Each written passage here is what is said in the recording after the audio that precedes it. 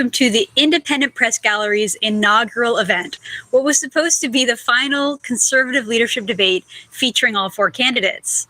I'm your host, Candice Malcolm, columnist with the Toronto Sun and Sun newspapers, founder and editor-in-chief of True North, and the president of this, the newly created Independent Press Gallery of Canada.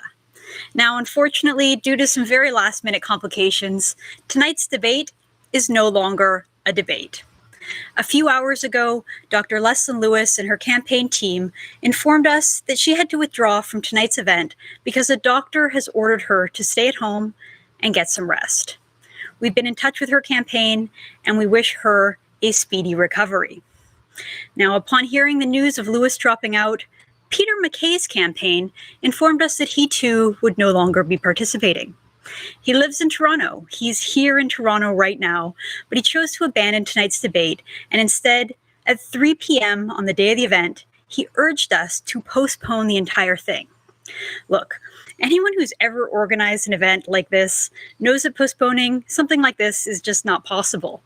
The hotel ballroom had already been rented, the technical crew was here and had already set up, and journalists had already flown in from all over the country to cover this event. We're not the CBC. We don't have billions of dollars to waste just to do this all again next week. And besides, Conservative Party members already have their ballots with them at home, and the deadline to mail those in is fast approaching. Realistically, tonight is the last opportunity to host a leadership event, and so the show must go on.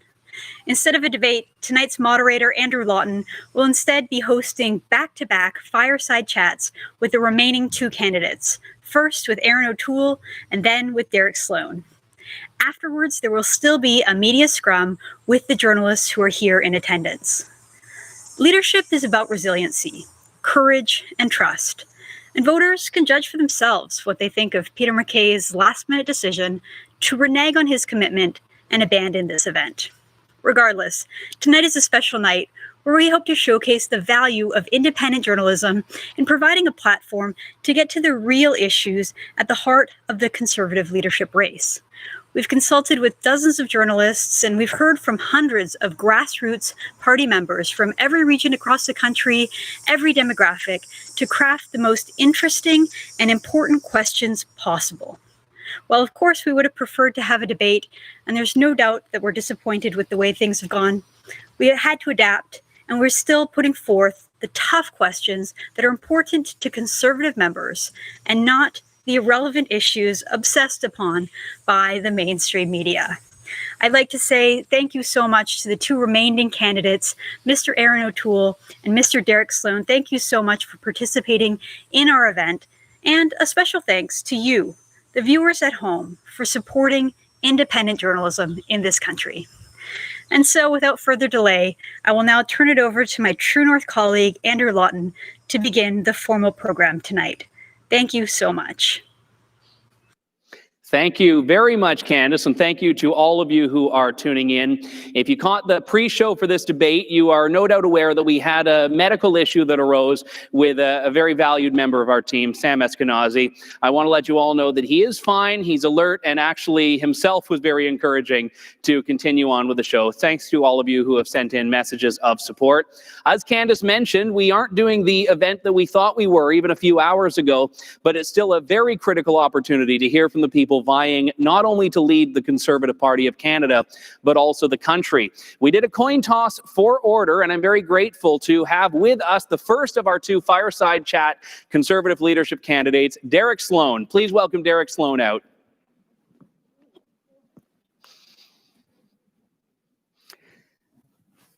Derek, thank you very much for being here. Thank it's you. Good to see you. So obviously the event that you had anticipated being here tonight is a bit different. So we thank you very much for still being here in spite of all the changes. One of the reasons that the Independent Press Gallery was formed was to advocate for independent journalists to have a voice in this country. And I wanted to start off right there with you. Where do you see the big challenges being for press freedom and for freedom of speech? Well, hey, that's a really good question. And I've been a very strong candidate on those issues. And I think that the Conservative Party has to lead from the federal level on free speech. And I've been very clear that bills like Bill C-16, which can compel you to use certain gender pronouns, for example, should be repealed. We can't have bills like that from the federal level when we claim to believe in free speech. So we need to be very clear on issues like that. When it comes to the press freedom and the inherent bias that's in certain media groups, I think it's great that we're seeing, groups that have started recently or not so recently that are holding their own against organizations like the CBC that get tons of funding. And I'm glad to be here. I think that I've set a trend that says do not ignore conservative media. And that has been, some people in the Conservative Party don't speak to certain groups. And I've been very clear to speak to all kinds of groups, whether it's Rebel News or groups like yourself. And I've set a standard for other candidates as well. So I'm pleased to be here. On the topic of free speech, we have to do everything we can to defend it. And, I spoke about Bill C-16. There's also social media banning. And I've been the only candidate, to my knowledge, that's spoken about taking on the shadow banning and the censorship that we're seeing. And whether that's during elections, we've seen examples of Facebook blocking statements critical of Jagmeet Singh or critical of open borders. We need to take these guys head on. If they're going to claim to be a neutral platform, then they need to act like a neutral platform. And this is where free speech is at right now. We're talking about university campuses, and I've been clear that universities need to be objectively in favor of free speech to receive federal funding. And we need to be sure that we're pushing for federal funding on the cutting edge, and that means social media. That means it's something simple we can do is to criminalize doxing. And I was speaking with a couple of young conservatives in Montreal just last week, who I met with them at their apartment, and I said, "Hey, you guys want to have a picture together?" And they said, "Well, we'd love to, but that might identify where we live." And one of them had already been doxed by Antifa, believe it or not, who again, I've said should be declared a terrorist organization. But they had been doxed. And in this country, that's not a criminal offense. You can sue people civilly, but it's challenging. Other countries have made that a criminal offense. And I believe if you are trying to release details of where someone lives or details about where their kids go to school or go to daycare for the intent of having other people cause you trouble, that should be a criminal offense. So I think we need to hit this head on. When you talk about, on one hand, though, wanting to push for more free speech on social media platforms, there are those that would, and let's take people's children out of the equation, there are those that would say doxing is a logical extension of online free speech. Well, I think when the intent of sharing your address and your location with a group of people who the intent is to cause you problems.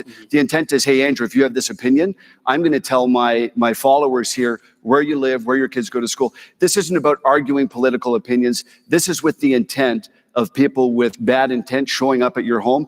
Basically, the intent is to shut you up. The intent is to scare you into not sharing your opinion. But legislating intent, isn't that the backbone? A lot of these other areas of law, like human rights code, speech laws, other things that conservatives are typically against, when you start to get into the thought behind an act as fundamentally changing the nature of the act itself. Well, I mean, criminal law is filled with intent, right? You have mens rea, and you have most criminal laws have to do with intent, not all of them. So I believe it's perfectly fine to target a behavior which has basically malice as its intent. So, the typical attack on free speech is, I don't like your opinion. Your opinion is violent. But if you are, for instance, free speech doesn't cover me threatening you. Mm-hmm. It doesn't cover me asking someone to assault you. And doxing is basically in that category. So if you're doxing someone, if you're putting out someone's intimate details of what they do and where they go, this has nothing to do with furthering public discourse. This has to do with targeting you and trying to silence you. And so to me, I think that's a legitimate distinction. And on the regulation of social media companies, I guess there are two aspects to this. Number one is the effectiveness when these companies are such a size that they have the GDP of many countries, and most of them are not domiciled or headquartered in Canada. So how do you enforce a Canadian law on these companies without being like China, which is, restricting access?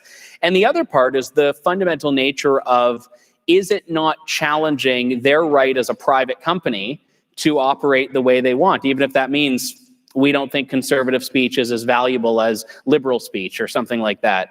Yeah, well, I mean, that's a good question, and I'm not here to tell you the answer is easy. There's obviously different parts of this that would play into provincial jurisdiction. So the point is that we need to identify that it's a problem, and that's probably the most important thing. But listen, I believe that organizations need to follow the law in Canada, and there's all kinds of things that businesses can and can't do. And I believe that social media companies, which again enjoy the benefits of, they are not subject to being sued for example, libel or things of that nature. So at the same time, a publishing organization like a newspaper can be. So if they're claiming the benefit of sort of a neutral platform and for everybody to use for whatever the reason, they can at the same time edit comments, without any rationale. They can't be, removing certain comments unless it accords with a very open standard of conduct. And we all know that the codes of conduct on these things are really, in many cases, unintelligible. So really what you're describing there cuts to what we've seen a lot of as of late, which is cancel culture and this idea that conservatives have expressed, which is that their voices are not valued by the elites. And we see that in social media companies. You see it in the mainstream media. You've experienced yourself a fair bit of pushback from the mainstream media, not just on social conservative issues, which I suspect we'll get to later on in this discussion, but even your approach to some issues that have been very pertinent throughout the coronavirus pandemic, such as wanting Theresa Tam, the public health officer of Canada, fired.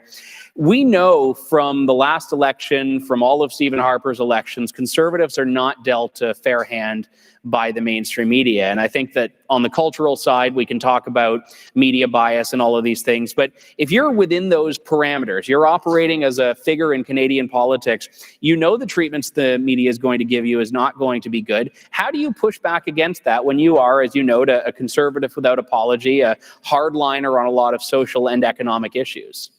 Well, I mean, the simple answer is you don't jump through their hoops. And so there's been, we get a lot of requests from mainstream media that we just ignore. And it has nothing to do with, it has nothing to do with those organizations, but it has to do with the fight that we're in. And right now, our fight is to win this leadership battle.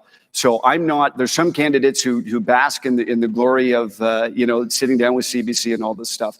If I don't think that sitting down with a particular media outlet is going to help me reach conservative members, I don't even bother going on. So part of it is just not jumping through the hoops that the media has. And in a general election, obviously, the strategy is different. But the other thing, too, we have to remember is that we have access to social media. And we can drive our narrative through controversy or not using social media. So I think that my experience anyways is that there's some conservatives who feel that they've done a good day's work when the media isn't slamming them. And to me, I say, listen, if the media isn't slamming you, maybe you're not doing a good day's work. If you're going to stand on conservative principles in this day and age, you're going to get kickback. And sometimes we need to be able to stand there and take it and say, you know what, we've said the right thing. We don't need to apologize. We don't need to rephrase what we're trying to say. And let the media do what they want. I believe at the end of the day, if we push our message, whether through controversy or not, the Canadian populace will see through it. And I think that, especially with the use of social media, we can get our message through regardless of what the mainstream media says. And I've seen that happen in my campaign. I think the saying that there's a lot of truth to is that Twitter is not real life. And when you go and knock on doors, most of the people that you encounter, regardless of where it is in Canada, aren't following hashtag CDN Poly on Twitter. They don't know what the Laurentian elite types, the mainstream media are talking about. A lot of people still know what is on the front page of the paper, what's on their 6 o'clock newscast. And if you've got the mainstream media throwing every name of the book at you, how are you going to expand the base of the conservative movement and the base of the conservative voters if you're the leader? Well, the point you make about Twitter is correct, but it's incorrect when it comes to Facebook. And we're seeing a massive use of Facebook. I forget the stats. It's 80-90% of everybody, even grandmothers that are on Facebook. So I think that social media can be used to our advantage.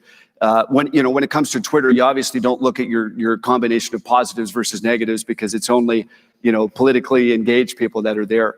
But I believe I believe that you stick to your narrative and people will eventually come around. And I saw that with some of the comments I made about Dr. Tam. Initially some people thought it was the end of the world, but even to this day, I still get mail at my constituency office from just random people who say, you know what, thanks for speaking out on this issue. You've proven yourself to be correct. So I think that we have to be okay with maybe being a little bit early or stepping out on a limb, and the truth will take care of itself. And I think that the media, as biased as it is, eventually the truth will come out. And I think that we have to count on it. You had MPs in your own caucus that, after you had called for Theresa Tam to be fired, wanted you kicked out of caucus in the middle of a leadership race. And you can talk about people's motivations for that, whether they may have had an allegiance to another leadership campaign, but still there have been people that have spoken up that have said they do not see themselves being able to serve under a Derek Sloan-led caucus. And you can say they're wrong, you can say that they're perhaps having a narrow view of it. But even so, if you are a leader, how do you unite that when you've got people that don't even want you to just not win, but don't even want you in the caucus? How do you serve and unify a caucus like that? Some people think the party is about the caucus. The party is about the members. We all serve at the leisure of the members. If I am given the honor of leading this party, it will be because of the members. And so the caucus, it's up to the caucus to recognize and respect the members who put them there to begin with and elected the leader that they want to lead the party. So I firmly believe that the caucus will fall behind anyone who is elected. But at the end of the day, there is this attitude that it's about the caucus and, we're in Ottawa and we're important. We're not important. It's the people that put us there, and that's why I'm here, and I will never betray them. You can say that the members put the caucus there, and if you're successful, the members will have put you there, and that is accurate. But even so, leadership is about unifying rather than dividing. So I'm not accusing you of dividing, but you have divided people against you, whether it's by your fault or not. So even if you say the caucus isn't the be-all and end-all, what's your approach going to be as leader with these people? Because you still will have to manage them. Caucus management is still a part of the role of leader of the Conservative Party. Well, it's interesting because I've been very clear that I believe that votes should be free in caucus. So for people who don't agree with me on certain things, I'm not sitting here saying I want to twist their arm. Again, their mandate is to do what they feel their constituents elected them to do. So I have no problem with a caucus member voting according to their conscience, even if it's a different conscience than I have. But I do believe that this leadership race is exposing certain fault lines in the party. And, when you move from a place, when you're moving, from A to B or from a good place to a better place, it's never easy. I mean, if it was easy, then everybody would do it. But improving, moving to a place where we can become the dominant political force in this country takes certain risks. It takes stepping on certain toes, and it's an inevitable outcome of being able to win. And so I'm not surprised that this has happened, but I'm not concerned. Everyone loves a winner, and I've experienced this before. People say all kinds of things about you before you win, and then when you win, they're your best friends. So we'll let that sort itself out. Conservative campaigns have historically been about aversion to risk, as you've seen. And I think a focus on, we heard the term throughout the Harper years of boutique tax credits and focus solely on pocketbook issues. I know that you've put forward a vision that deals with economic, fiscal issues, social issues, foreign policy. Do you fundamentally disagree with that idea that when you're asking Canadians to vote for you, to vote for your party, that the economics are where it's at? Well, okay, so let me put it. So, yes, I guess I disagree with all of it, but in a more nuanced way than how you phrased it. Please, how do you phrase it? Well, here. So I definitely disagree with running on a platform of boutique tax credits. However you run, it needs to be in a big, bold vision and not, hey, Andrew, if you put your kid in soccer, I'll save you $200. Like in this last election, we had people literally okay, I'm going to save 25% of my cell phone if I vote Liberal. I'm going to get $100 if I put in green lights or environmentally efficient lights. So it can't be about that. It has to be about values. And I've said, listen, we need to run on a freedom platform. In the BC debate, we saw a poll that was done online from people all over BC, and I feel that they reflect conservatives across Canada. And they were asked, what's the most important issue to you? And the economy was asked, debt was asked. These are things that they are important. I mean, we see a third of $1 trillion in debt. And yet 60 some odd % of people said free speech. The economy was like 8%, 9%. So does that mean that, conservatives don't care about the economy? It does not. But the point is that our meta-narrative, I mean, Justin Trudeau does not campaign on the economy. He campaigns on his version of Canadian values, of his version of bringing the country together. He campaigns from the heart, or at least he tries to. And we have to do the same, because that's what Canadians, at the end of the day, Canadians are going to follow someone who campaigns from the heart. And so when we campaign on freedom, all of that impacts the free market. It impacts the economy. It impacts all these things. But we need to have a meta narrative that drives our vision, and freedom is what that needs to be. On the economics, because we can't get through a conservative leadership fireside chat without talking about those, anyone who inherits the premiership of Canada, if they win an election after winning leadership, is going to have a very challenging economic situation to deal with, a deficit nearing $350 billion, debt that continues to go up. How do you deliver that conservative vision that you want, which is tax cuts, lower regulations, less government spending, when that's the mess you'll have? What's the budget that you'll put forward, or the economic platform that you'll be putting forward? Well, we have to do all that, and we have to drive the narrative. So, the idea that I'm not asking about the narrative, though. I'm asking about the numbers. Well, so we have to put forward a budget that cuts federal spending. Like, period, right? But when it comes to the economy as well, we have to look at growth as much as we have to look at cutting. So getting our energy sector back on track is a major way of doing that. I mean, every job in the oil field impacts many other jobs in Ontario and elsewhere, whether it be manufacturing or banking or even legal work. So the energy sector is a big thing. We have to look at real tax cuts. We have to look at promoting made in Canada, small business here in Canada. And I have some good ideas of how to deal with that as well. But, to do all these things, we have to put Canada's sovereignty first. And I don't believe that we can get a recovery in the energy sector without getting out of the Paris Agreement. And I think it's very clear that we recognize as conservatives, we shouldn't be in these agreements that don't do us any good and hurt our own industries. So we do have to do that. But there's also regulations that need to be cut. We need to do what we would have liked to do anyways, but now we have a real reason to do it with this debt that we have. And we need to be very focused and brave in how we do that. On regulations, your platform calls for a significant reduction in regulations. You talk about not just looking at federal ones, but even using federal authority to reduce provincial and municipal regulations. Now, I'm all for getting rid of regulations, but how on earth do you justify being a conservative that respects other levels of government if you're wanting to start cutting their own regulations of those other levels of government?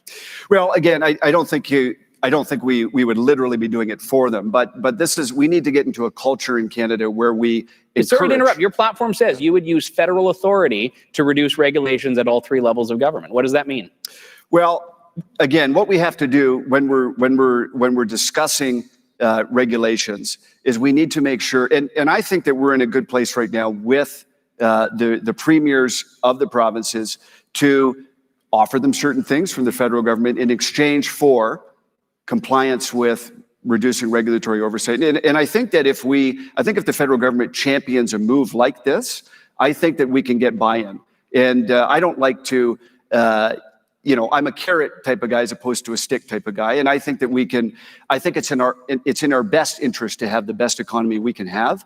And I think that we can work with provinces and municipalities. I mean, as someone who has 19 municipalities in his riding, along with a reserve as well, there is all kinds of infrastructure funding that comes from the feds. So there's all kinds of ways that we can work with our municipalities, work with our provincial partners to encourage this type of streamlining. And you've pushed, I believe, for 2 in and 1 out on regulations, right? Where for every one that comes in, you're going to get rid of 2. What are the specific regulations that you see as being disruptive to business? The specific ones that if you're in there as prime minister, theoretically, after winning the leadership, have to go?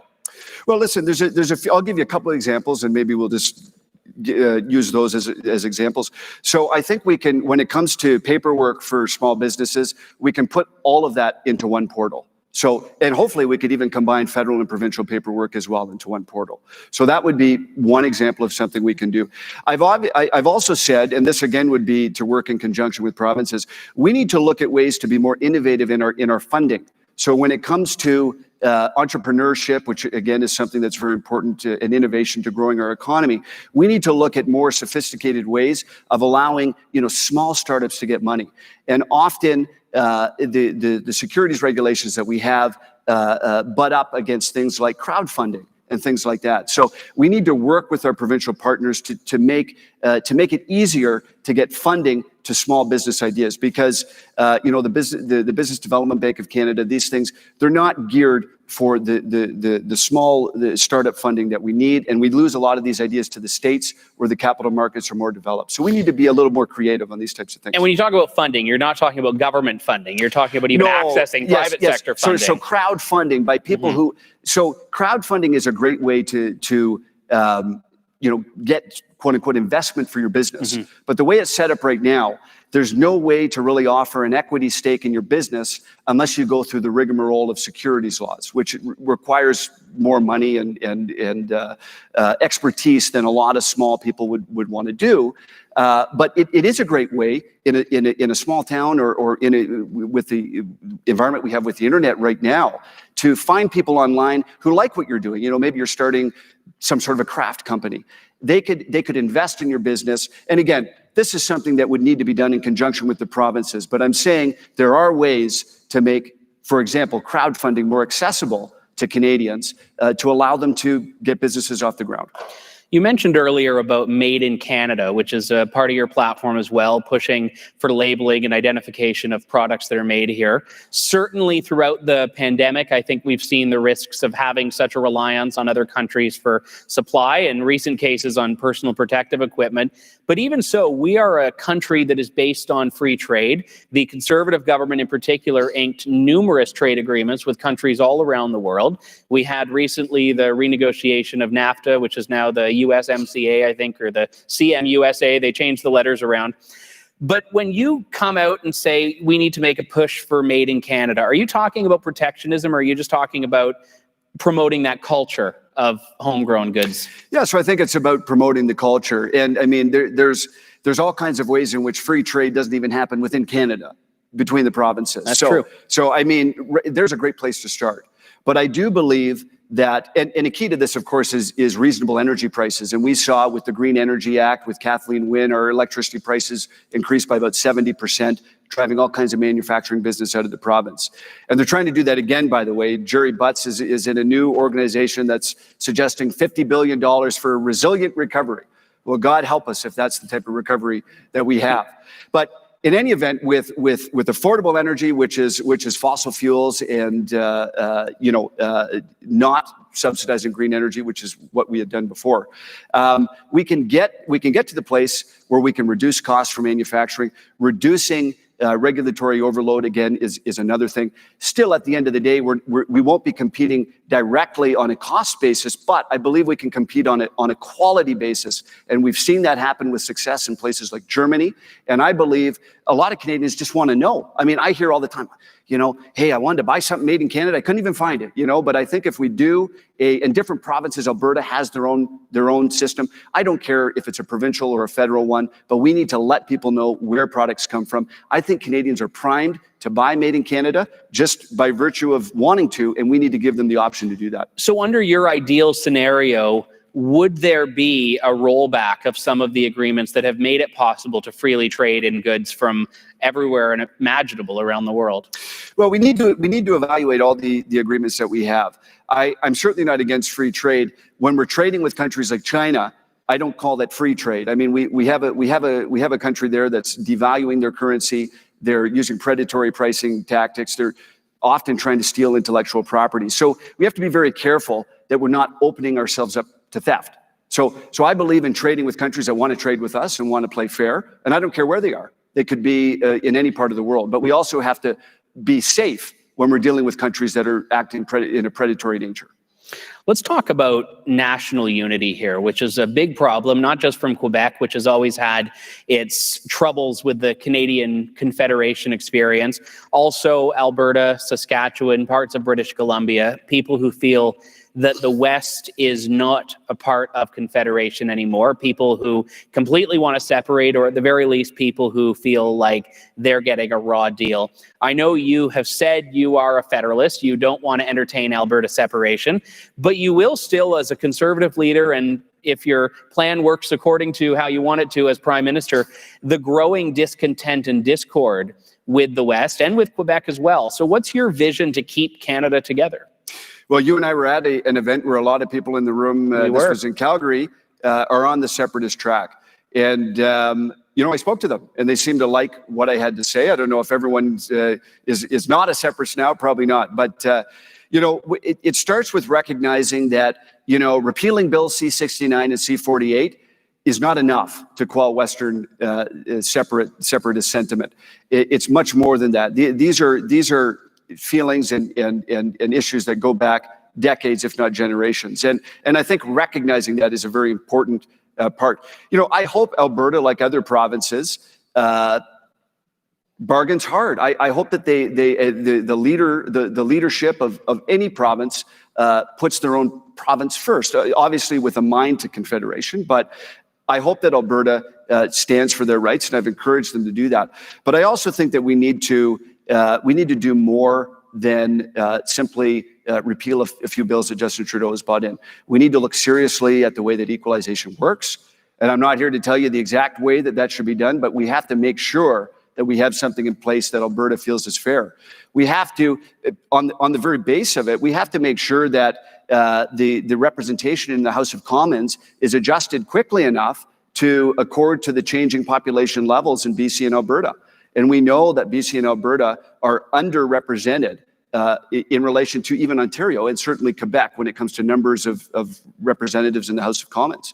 Alberta should have right now probably about 39 or 40 if it was on the same ratio as Ontario, which is about 4 or 5 more than they do now. So these are things that we must look at. We have to put every option on the table. Andrew, I think you and I know that separatist sentiment is so serious right now. I don't think people in the rest of the country get it.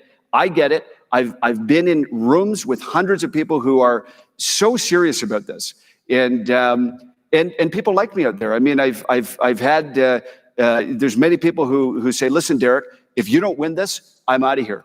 And I think that the number one priority for a Conservative leader, for a Prime Minister, is making sure that every part of the country feels like an equal partner in Confederation. And I don't care what it takes. I'll make sure that happens with Alberta. One of the big issues that we heard in the 2017 Conservative leadership race, which was odd to become so central, was supply management. And this is an issue where I think Conservatives have often philosophically been at odds with some of the political realities. And I know you have farmers in your riding. I know a lot of farmers, including dairy farmers specifically, make up the Conservative base. What's your stance? Well, I think that when you look at, so first I'll say I don't have any intentions to make any major changes to supply management, although we can always look at ways to modify the system. When it comes to dairy, every country has heavy subsidies for their dairy industry. So, and we have farmers right now that have millions of dollars of property built up into the system. So I don't think that there's any easy way to solve the system. I think that when it comes to food security, when it comes to our farmers, we need to make sure that they're getting the help that they need. I mean, these are industries where, when you have a bad season, you may be wiped out. And it doesn't necessarily fit the immediate constructs that you would see in an economics textbook. That farmer is done.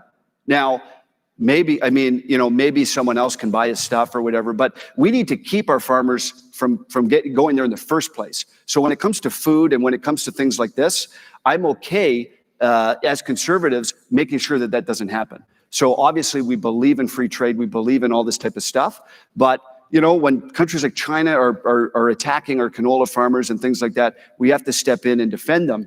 And when it comes to supply management, listen, it's not a perfect system.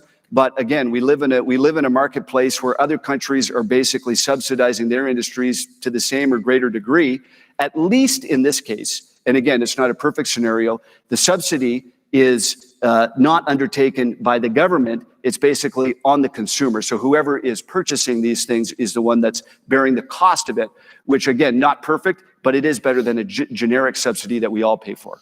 How do we as a country then make ourselves competitive when we're, in many cases, engaged in a race to the bottom with other countries that don't have the moral qualms with subsidizing relentlessly, flooding the market, in many cases flooding the market with product that is inadequate? How do you make yourselves competitive in a global marketplace in those circumstances? Well, again, I think you just can't be afraid to say, listen, if that's what you're going to do, you're not having free access to our market. So again, I don't think, like, I certainly have no qualms in saying, listen, we will trade with countries that play by the rules, and we're not going to be giving free access to our market to countries that are actively undermining our own economies. So again, I think it's fair, and I'm not afraid to say we can make that distinction. What would you say has been the most eye-opening experience of this campaign? And I ask that because it's been a very different campaign than everyone thought when they got into the race, more Zoom calls and all of those sorts of things than actual debates. When you came in, did you have a different vision for what you thought you were going to be hearing from people than what you actually did? Well, there's so much centered around COVID, which obviously nobody expected, and that's very interesting. Obviously, I've seen firsthand the fault lines that have been exposed in the party. Really, I've been surprised. It's so interesting. If we would focus on a few different issues, I think we could easily win in an election.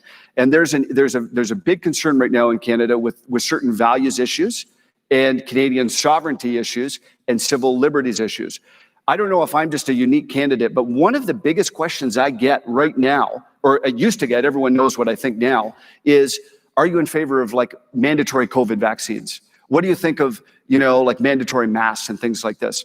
I would have assumed some people would have been concerned about that, but literally the most frequent question I get, it's not about abortion, it's not about anything like that, it's about mandatory vaccinations. So I think these kind of civil liberties issues, Canadian sovereignty issues when it comes to, UN agreements that we've signed on to, and even values issues, these are such important issues, and I don't see many of the other candidates really focusing on that very much. Do you think there is an opportunity in Canada to push for a bit more of a political approach to appointing judges? This is something that we often hear about in the United States. In Canada, we've seen conservatives be on the losing end of Supreme Court cases on key issues of conscience. Is that something, as a lawyer, as a leadership candidate, that you've taken an eye to? Well, we have to do everything we can when we're in power to appoint good conservative judges. And when I say conservative, I don't mean, that they vote conservative. I mean that they use conservative principles when they're interpreting the Constitution, when they're interpreting the law. And what we see is judges that take, an activist, I want to impose, my version of, utopia or whatever it is. They don't say this, but they're very activist in terms of their approach. Whereas the conservative, small c conservative approach to judicial application is, well, what does the law say? What has the court said before? Whether I like it or not, how do we apply it? And everyone here, even the average Canadian, thinks that that's how it's done anyways. And you and I know that that's not how it works. But we need to get, people in there, originalists, as it were, to borrow language that's used down south a lot, that, interpret the laws that we have as they're written and stop trying to rewrite things for the benefit of their own political agenda. So really, conservative judges apply the law whether they like it or not. And I think that that's really unpolitical, but unfortunately not what we see typically. Now, of course, we invited you to participate in a debate, which we didn't get to give you, but we will give you a closing statement if you'd like as we wind things down and give people that final pitch for why they should vote for you as the ballot deadline nears. Sure. Well, I'm the only candidate that has been so clear on some of those 3 points that I mentioned earlier. I'm dead set against mandatory vaccinations for COVID or anything. I'm against mandatory masks. I'm against the Paris Agreement. I'm the only candidate who's been talking about this. I'm against these other UN agreements that we've signed on to. I've been the only candidate that says we need to defund the World Health Organization. I've been the only candidate that says we need to defund these radical green energy organizations. I've been dead set on being against green energy subsidies, and I will always put Canada first. Everybody knows that I'm upfront, and what you see is what you get, and I will never compromise on our conservative values. Thank you. God bless, and God bless Canada. Well, thank you very much, Derek Sloan, for coming. I know that 50% of the field didn't, so we appreciate that you did, and we thank you to your team as well for making this happen. We have got to take a quick break here. We'll be back with a little message about the Independent Press Gallery after a short video break, and also with our fireside chat with Aaron O'Toole. That's coming up. I'm Andrew Lawton.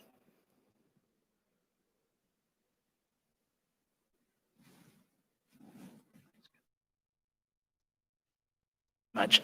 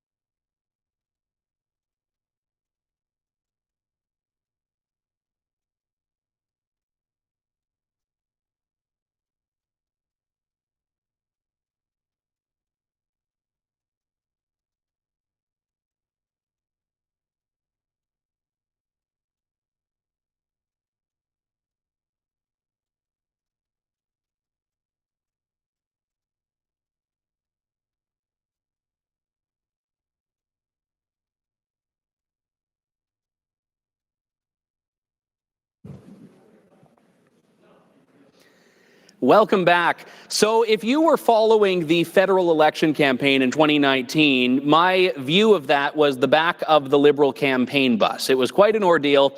As many of you who have followed my work with True North may have seen, we were denied access to Justin Trudeau's Liberal campaign events, and then eventually denied access to covering the Leaders Debates Commission's official government-sanctioned, government-hosted English and French language debates with all of the leaders of the major political parties. True North and Rebel News were denied access and had to file an emergency court injunction to have permission to be journalists, permission to cover a government event. Now, if you're familiar enough with the story, you know that we emerged victorious from it. We were granted a court order that required the Leaders Debates Commission accredit us.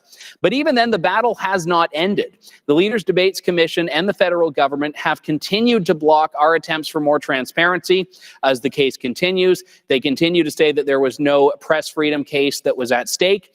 They continue to say that our case is moot because the debate's over, even though there are broader press freedom issues that I think matter, constitutional freedoms. That was in part the spirit that led to the creation of the Independent Press Gallery, a gallery that is not closed off like the Parliamentary Press Gallery, is not limited to people who live in Ottawa and work for mainstream media outlets, but is actually a voice, a vessel, and a vehicle for independent journalists that aren't beholden to the government to do their work. And we were astonished at how controversial this idea seemed when we were going through our ordeal throughout the election, but very grateful as the Independent Press Gallery has launched to see all of the support from established journalists, freelance journalists, from all varieties of publications around the country that have stepped forward, and many of whom have actually come from around the country to be in attendance here at this media event, which, as you know, will be followed by scrums with the candidates after. So you can find more information about the organization at independentpressgallery.ca. I hope many of you are on there watching the events we're doing right now, and I thank you very much for that. Now, as I mentioned earlier, we've had to change things up a little bit. Instead of the debate that we had initially planned, we're doing sit-down fireside chats with the two leadership candidates that are here. And it's my great pleasure to welcome Conservative leadership candidate Aaron O'Toole for a fireside chat here, brought to you by the Independent Press Gallery. Aaron, thank you very much. Thank you very much. Good to see you. Yes, we'll do the elbow bump from afar there. Thank you very much for being here. It's truly appreciated. Well, thanks for doing this. This is a great setup and looking forward to a great chat. I thought you had a good chat with Derek, so ready to go. When we launched the Independent Press Gallery, one of the things that we saw was a platform item from your campaign that had pushed for not just recognition of the Independent Press Gallery in relation to the Parliamentary Press Gallery, but broadly speaking, increased access to independent journalists at government events. This isn't something that in 2020 you'd think would have to be in a leadership candidate's platform, but it is. So why was it important for you to include that? And why do you think we got to the place where something like that was needed? Well, for a few years, I've been talking about the decline of free speech rights in Canada and cancel culture and taking down of statues and a range of things. And it's sad to see in a democracy that we would have to have the leadership you guys have shown with the Independent Press Gallery, because Parliament itself means to speak, Parlement. Hansard was published in the original Parliament so that the constituents across Canada could see what was being debated in Parliament. So why would there be sort of a club-like mentality for the press gallery? If you actually look at their sort of guidelines and rules, they don't even seem to anticipate bloggers, podcasters. Obviously, not many Canadians read Hansard anymore, but a lot of them listen to podcasts, read online blogs. Some of the great, insightful, investigative reporting is now done by people who are primarily online and writing for alternative outlets. So we should, in a democracy, welcome as much coverage of the debates of the nation as possible, which is why in my platform, I'm going to give full recognition to the Independent Press Gallery. And really, it's time to shake up a sort of out-of-date club in Ottawa, and that's what I'm going to do as Prime Minister. You've taken aim throughout your campaign at cancel culture. You've spoken up about free speech. You've been criticized for only really recently adopting this. See, people have said that you're just doing it because that's your niche in the Conservative leadership race. When was it that you first started to actually speak out and pay attention to these issues?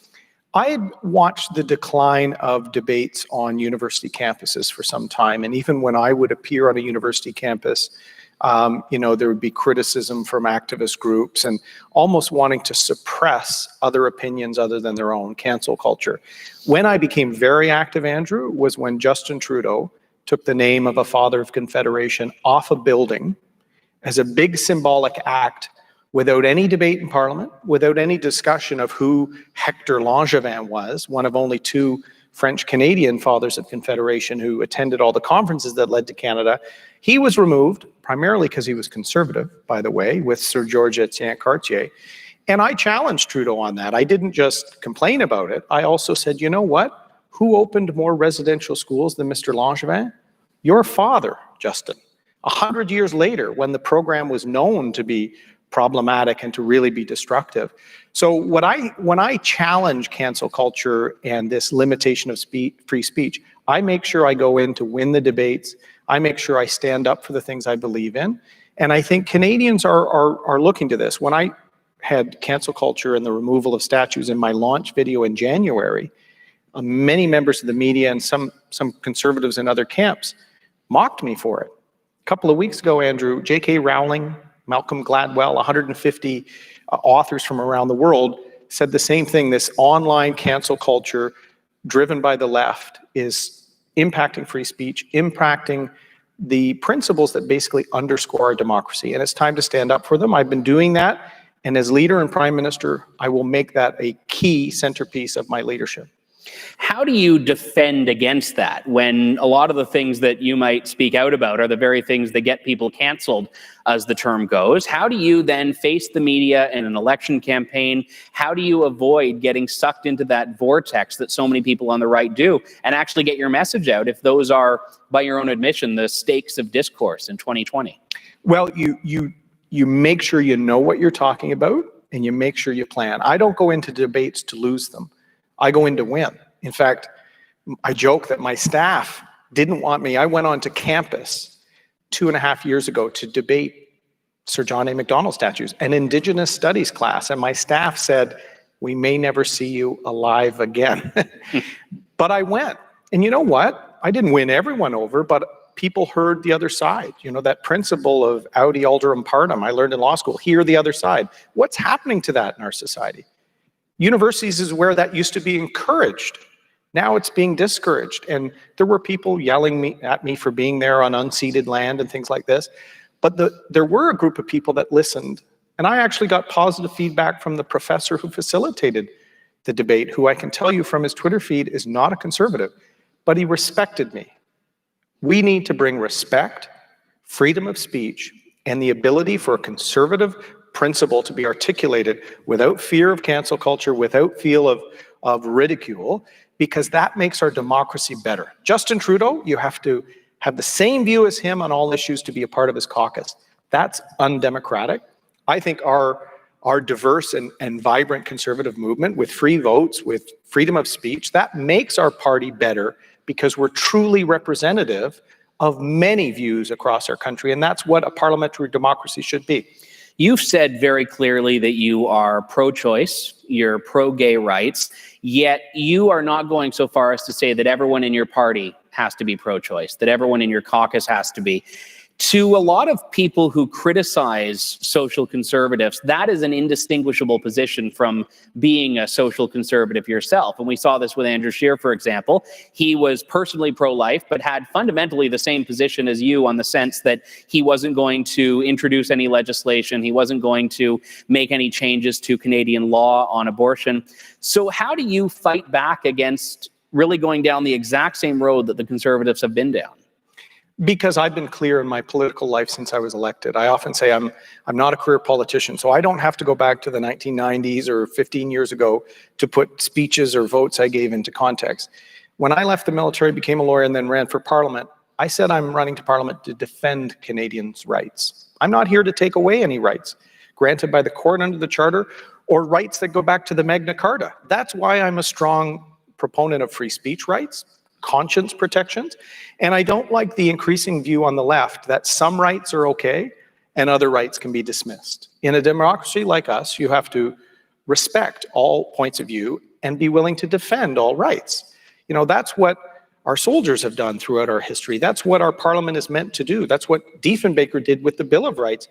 We have to defend those rights, whether it's property rights of Canadians that have seen that right removed with an order of council, no debate in the middle of a pandemic for firearms owners, or whether it's a conservative who wants to express a point of view based on their faith. When did religious freedom become a right we're not willing to stand up for in this country?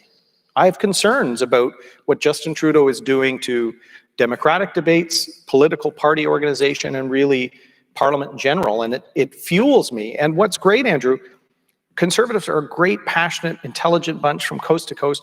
We don't have to have the same view on all issues.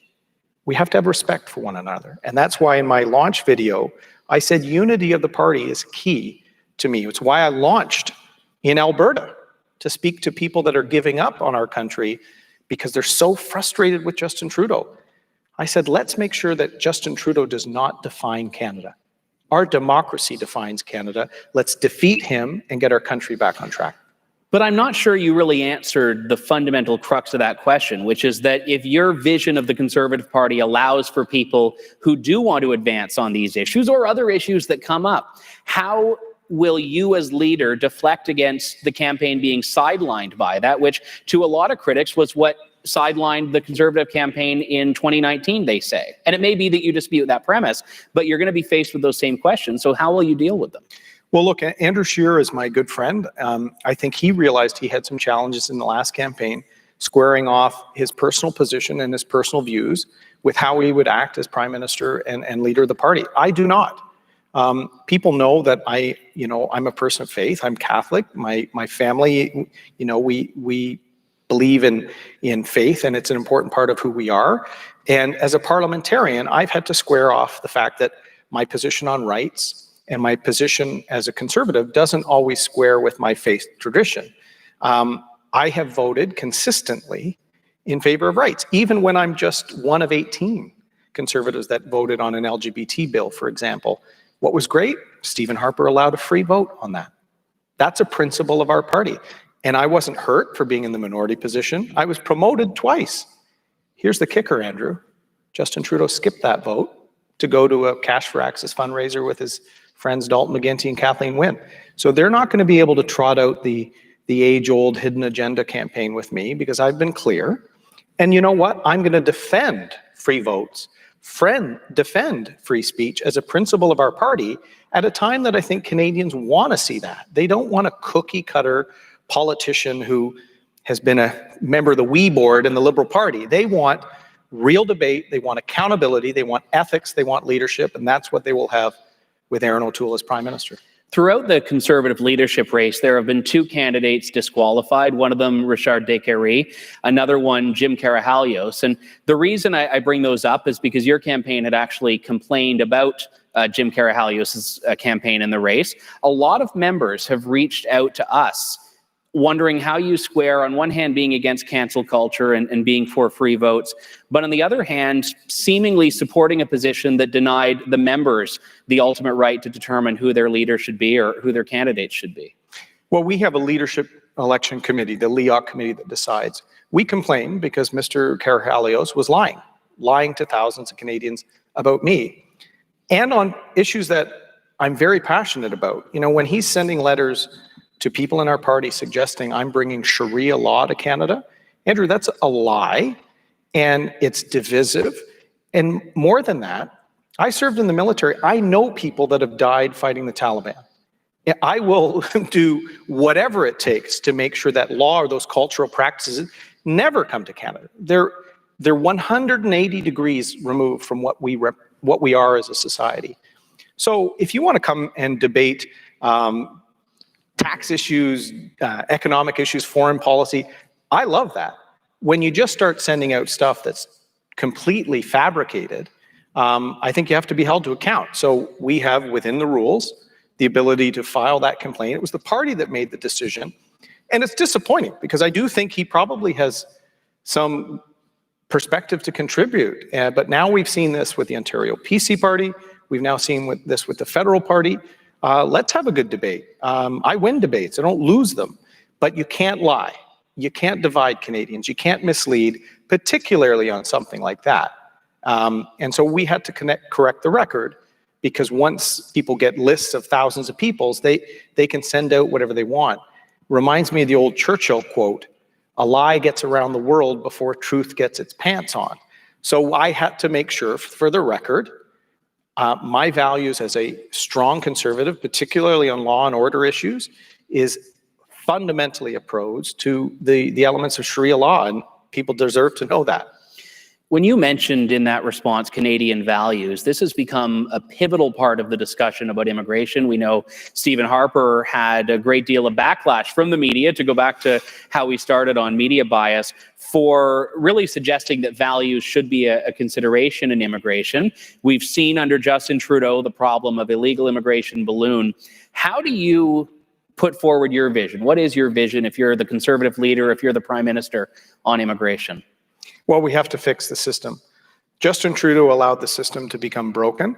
And even worse than that, Andrew, now Canadians' confidence in our system has been undermined. If I go into a Tim Hortons in my riding now, I have people that have serious concerns about our system, about our levels, all these sorts of things that didn't exist 7 years ago when I was elected and Jason Kenney was our minister. We need a fair, compassionate, rules-based system. So when people see 60,000 people walk across the road at Roxham Road, breaking the law, doing that, claiming asylum in an improper way, and nothing being done, and that surge starting after Trudeau's Welcome to Canada tweet, within days, some of our consulates around the world sent notes back to Ottawa saying, look, the Prime Minister's got to clarify this ridiculous example of virtue signaling. That's what he was doing. He's done it many times. Because they were saying people feel this is a change in our rules in Canada. And so in my riding, I represent a riding in the Greater Toronto area. The most frustrated people from the whole Roxham Road situation, Andrew, were families waiting longer and longer to sponsor a family member according to the rules. They feel, and I had someone say this to me, should I tell my relative to just go to New York State and walk across the border? What do I say to them? No, of course not. That's not the way it's supposed to work. But Justin Trudeau's incompetence on this file now has some Canadians questioning immigration. We need immigration in this country. In fact, we have a less than replacement birth rate. So if people like CPP and all of our programs, we need to have immigration. It's good for Canada, but it's good when it's fair, compassionate, rules-based. Same with refugees. The private sponsorship route have better outcomes for families on housing, on jobs, on opportunity a year after they're here. The government route has less successful outcomes, so it's unfair to the people that are coming. So let's fix it. I've talked to Jason Kenney, who you know is supporting me quite a bit on these issues. I think we can show Canadians we're going to get back on track. And you know what? Defending your border and actually having people respect the border is a fundamental element of our sovereignty, and it's okay to criticize Trudeau's inaction. We had a federal court decision just recently that really called into question that safe third country agreement, which has been used to basically justify accepting or denying refugees or people that claim asylum at official ports of entry, and thus creating the Roxham Road problem. With a federal court saying that this agreement is no longer valid, that it violates the charter, how do you secure the border? How do you protect people from gaming the system, taking advantage of the compassionate part and ignoring the rules-based part? Because I agree when you say fix it, but I haven't heard what that fix is. Well, first, I've read the decision. It's actually easy to fix what the judge called out. I don't think it was a great decision, to be honest with you, but her concern was actually the incarceration of the people once they went back to the United States. So, Andrew, I think I can actually fix that as we renegotiate closing off the loophole in the Safe Third Country Agreement. So until we do that, she delayed the decision by 6 months anyway, so it's not in effect. We may even be in government within 6 months. We need to turn Roxham Road into a border stop, and even temporarily. Once that's done, the loophole in the Safe Third Country Agreement is addressed. You can then say, did you claim asylum in the first country you were in? Yes. You then cannot claim, you can't forum shop in claiming asylum. So the temporary creation of a border stop there would fix this entirely. I've been advocating for this for 3 years, Andrew, and I do think we could, as part of our negotiations with the United States, to say, look, when we're returning people that cross illegally, we do not want them to go into this incarceration element for the offense, because our court has questioned the Safe Third Country Agreement. I think the US want that treaty to be in place. So if we can have a new approach for them to be returned under, that would fit within the spirit of the decision. Right now, we're facing a major employment crisis in Canada. We have, in many cases, CBSA no longer doing removals, deportations. We know the list of people waiting for a hearing for their asylum claim is ballooning. Do you think we need a wholesale reevaluation, whether it's a pause or a reduction, or even just a back to basics, back to square one redrafting of our approach to immigration right now? Well, I think as we're fixing the failures of the Trudeau government on this and addressing the Roxham Road issue, which I've been talking about for several years, I think we can do a refresh to the system post-COVID, right? Because some of the skills, the express entry program, the great approach that Jason Kenney had to fill productivity gaps in our economy, that's going to be slowed because of unemployment. But here's a catch. We know that one thing that was hurting families during COVID with the closure of daycares and schools was childcare. So can, for a while, we pivot to more family reunification, particularly if it helps solve the care needs of a family, or sometimes elderly care in the home? Mm-hmm. Can we pivot while the economic situation is sorting itself out in terms of unemployment levels, those sorts of things, to make sure that the system adapts to the needs of the country? That's what we should be doing.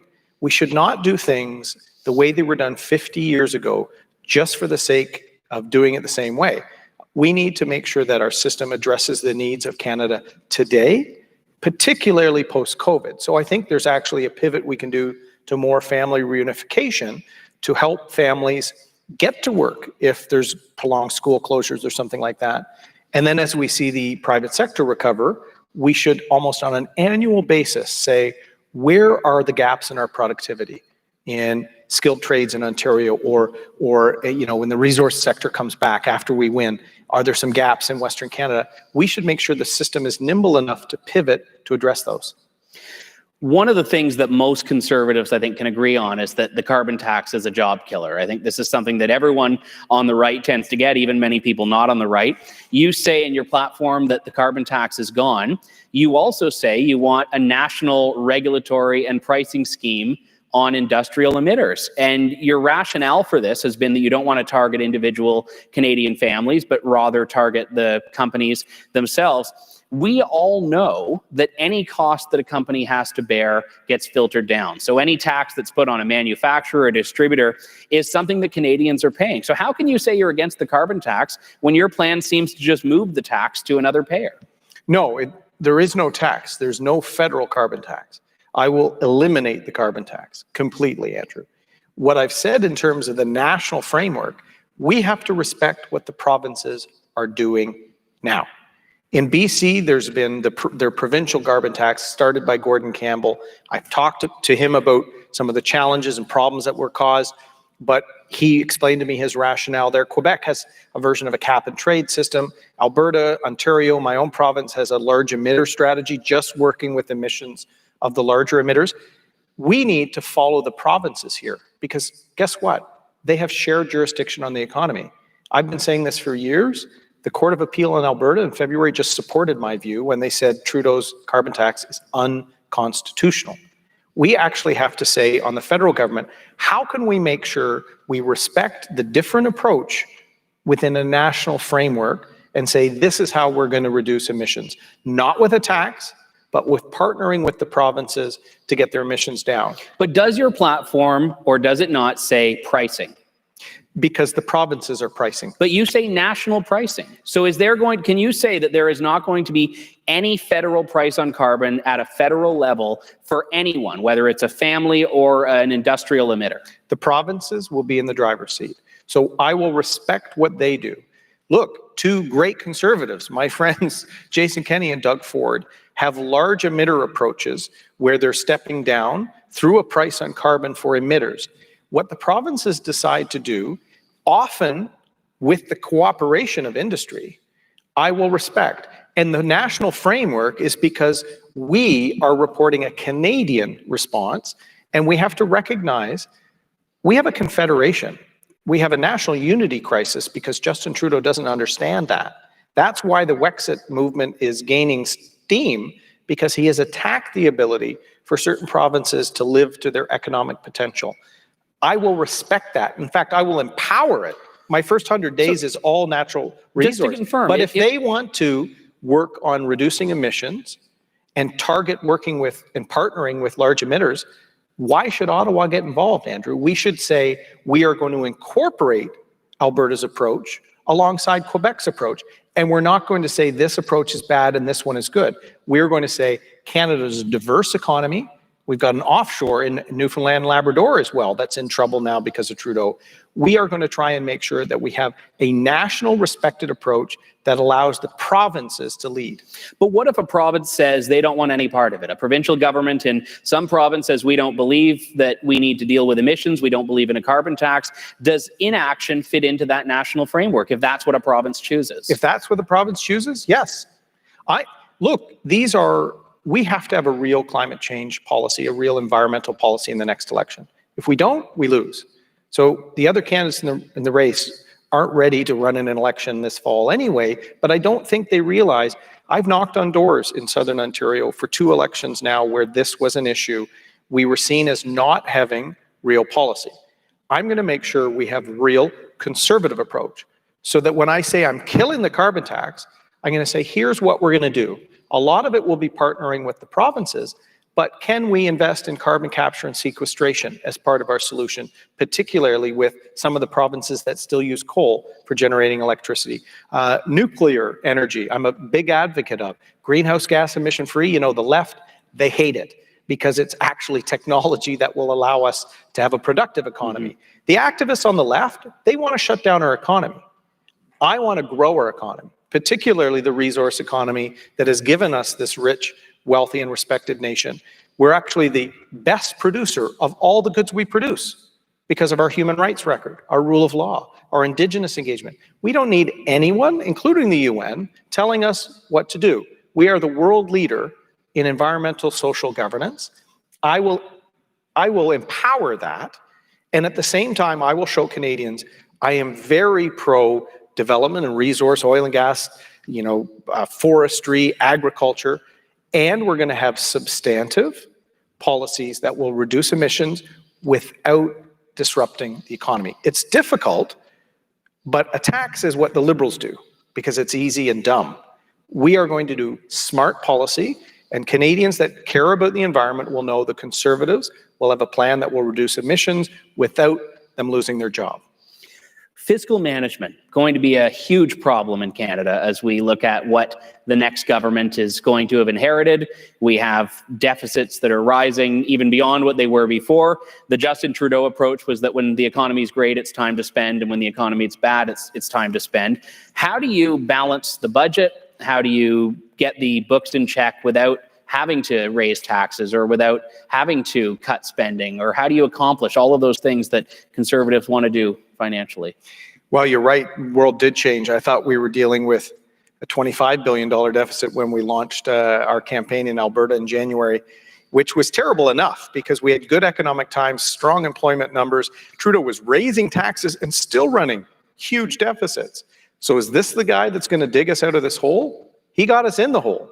So our approach has to learn the lessons from Jim Flaherty and Stephen Harper. Have a plan to get to balance, keeping taxes low over a timeline, and be disciplined and stick to it. Now, do you mean personal, corporate, or both? Both. In fact, Andrew, small businesses, we're probably going to have to provide more tax relief. I want to bring back the elements for small businesses that Justin Trudeau took away with his war on small business. 70% roughly of Canadians work for small and medium-sized enterprise. 70%. Why do we have high unemployment and we'll likely have it coming out of COVID? Trudeau didn't save many jobs. He put everyone on the CERB. So I'm actually going to work with small businesses, and over the next few years, we actually may have to provide some tax relief to small businesses and maybe seniors on pension income because of tight circumstances for many of them. But we can do that. Stephen Harper did it. He took a 5-year program to do it after the 2009 recession. Ours will likely be longer, but I think if Canadians know that we are doing it for the long-term prosperity of the country, they will be with us. But the key part of my plan, Andrew, is taxes low, a plan to balance over a period of time, but a private sector renaissance. We need to eliminate the anti-development programs of Justin Trudeau. We need to renegotiate trade arrangements with the United States. We need a softwood lumber agreement. We need fair trade amongst free countries, free trade with democracies, and start taxing or tariffing the bad actors like the Chinas of the world. Mm-hmm. And Canada needs to help lead that process. We're not even at the table with Trudeau. Every country he's interacted with as Prime Minister, our relationship with that country is worse. Every single one. As foreign affairs critic for the Conservatives, I meet with them. They would often say to me behind closed doors, Andrew, what has happened to Canada? Right now, after 5 years of Trudeau, we are poorer and weaker at home and less respected around the world. That is why I'm ready to go in September to hold him to account and win an election that could come in the next few months. We need to get our country back on track. We need to take it back from an ideological, out-of-touch government that has our future prosperity at risk. You've been a big proponent of CANZUK, which is an agreement for those that can't decipher it from the letters that would really put Canada in a special partnership with Australia, New Zealand, the United Kingdom. Is that really where you think the future of trade needs to be, which is to trade with the countries most like you, which really seems to be putting values assessment onto trade agreements? Or do you think that's a unique relationship outside of broader free trade policies with countries around the world like we saw from the Harper government in which you were a minister? The answer is a bit of both. Okay. CANZUK is very special. Look, my sister married an Australian fighter pilot. She met when I was in the military, and he was on exchange with Canada. We have fought and died together with these countries. We're in the Five Eyes security partnership with them already, our closest relationship. So we should be doing more. In fact, Prime Minister Johnson is talking to Australia and New Zealand now about more trade, more capital sharing, more exchange of people and ideas between some of the closest countries. Where's Canada? Of course, Trudeau and Morneau, I think, was in Kenya on a wee trip. He wasn't actually at the meetings with some of our closest partners. So we have to be there. Beyond that, I do think when you say free and fair trade amongst free countries, it's not just Commonwealth or our traditional close allies. Japan. Our relationship with Japan, an important trade partner, is in the doldrums after Trudeau. He skipped a leaders' meeting for the Trans-Pacific Partnership meetings to meet with Facebook rather than to meet with other world leaders. All of our relationships have deteriorated. India, the world's largest democracy, a Commonwealth partner, many of the same systems in terms of parliament and rule of law. There's more we can be doing there. We literally doubled trade with India under Harper. We all remember the state visit Justin Trudeau paid there. You could flash a few photos on the screen to remind people of his trip. They slapped tariffs on Canadian lentils right after that. We've had Italy tariff durum wheat after ridiculous comments Trudeau made about Italian and Greek immigrants to Canada. So we have to repair a lot of these relationships. And while CANZUC will be a very unique one, I see doing more with Japan, India especially, a growing and important partner. France, a lot of our partners in Europe. I think we need the democratic world to stop allowing the bad actors of the world, the China, the Russia, the Venezuela, Saudi Arabia, to game the UN, to game the WTO. We see the results. The countries that play by the rules lose. So the democracies have to start standing up. I've been talking about this for several years. I ran on UN reform and holding back our dues when I ran in the 2017 leadership. Now, I think we're ready to win and implement these as Prime Minister. Just as we wind down here, do you feel that you have pivoted in some way from your 2017 run, or do you think that you're talking about a lot of the same issues? And if it is the latter, what makes you think that they're going to resonate this time? I have not pivoted. You know, the media loves to say, O'Toole's very different. Almost all my policy is the same. What has changed? Justin Trudeau has divided this country to the point that people are giving up on it. My first rally in Nisku, Alberta, back when we could have rallies, the first question, I always take Q&A from my audience, was a veteran who stood up and said, "Thank you for your service, Aaron. I served almost 30 years for my country, and I want to leave it now after what Trudeau's done to my province." Wow. I agree with what Derek said. Most Canadians don't know how tenuous our national unity is. A reporter in the press gallery, when I said my main priority will be unity, he kind of said, well, some of the issues they have out west aren't valid. That's part of the problem. We've got a Laurentian elite Ottawa bubble, and they don't realize that our country is at risk after an ideological Trudeau government. That fuels me. Am I more passionate and frustrated this time than in 2017? Absolutely, because of what Justin Trudeau done to a country that I believe in, that I'm proud of. I'm a patriot. Some campuses, that would be a bad word these days. I think a lot of Canadians want someone that's going to put our interests at the front of the agenda, make people proud of our history and our country. I'm hearing that everywhere I go. Years ago, when I was talking about Sir John A. Macdonald statues, I would get notes from people saying, thank goodness someone is standing up to this cancel culture type approach. That's what I will do as leader, and I can't stress it enough. If we allow the we scandal, the out-of-control situation with our economy, all of this, if we don't have a leader in the House this fall, we miss the opportunity to replace a corrupt and incompetent government. I'm ready to go, and I'm ready to unite the party and win. We promised you a debate, and we told you and your team that there would be an opportunity for a closing statement in that. And with all the changes, I think we can keep the closing statement. So if you want to give, as people are putting their ballots forward in the next couple of weeks, that final pitch, please. Well, thanks. I love a good debate. So I regret that, but I respect my colleagues in this race. I want their help as we rebuild and take back Canada from a government with Justin Trudeau that has their own personal interests ahead of the national interests. I'm ready to win. And conservatives across the country need to know that there's a true blue conservative that has won 3 times in the GTA, where we need to win seats here in Southern Ontario. If we win just most of what Doug Ford won 2 years ago in Ontario, we will form a strong, stable, majority conservative government. I'm asking for the trust of members of our party to make sure we keep our movement united, grow it where we need to, and win the next election by standing up for the things we believe in. I'm a leader that's ready, in the House now, and I bring experience from outside of Ottawa at a time we need it. 12 years in the Canadian Armed Forces, I lived across the country.